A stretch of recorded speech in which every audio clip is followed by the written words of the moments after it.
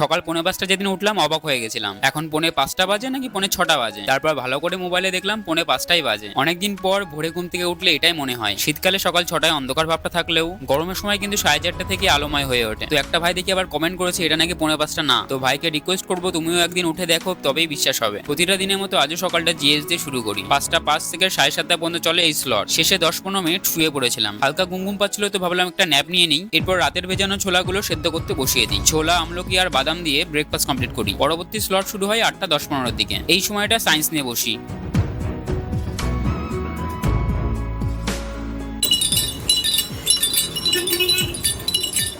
2 ঘন্টা মতো ছিল স্লটটা। কমপ্লিট হলে আখের রসকে আজকে ওয়ার্কআউট শুরু করে দিই। সাইডে ভাতও চাপিয়ে দিই, এরপর স্নান করে লাঞ্চ কমপ্লিট করে নিই। বাসনগুলো ধুয়ে 10-15 মিনিটের ব্রেক নিয়ে পড়তে বসে পড়ি। 2টো থেকে 4টা পর্যন্ত চলে এই স্লট। সকালে সায়েন্স একটুখানি পার্ট বাকি ছিল, সেটা কমপ্লিট করেই ম্যাথ নিয়ে বসি। মাঝে ব্রেক নিই আর 1 ঘন্টার মধ্যে এডিটিং কমপ্লিট করি। 6:45 দিকে আবার পড়তে বসে পড়েছিলাম। 7:30 পৌনে 8টা পর্যন্ত চলে এই স্লট। অঙ্কে ম্যানসুরেশনের চ্যাপ্টারটা করছিলাম। আজকে সব টাস্ক কমপ্লিট হলে মেডিটেশন শুরু করি। জয়েন বন্ধুরা, আজ ছিল ডে 48।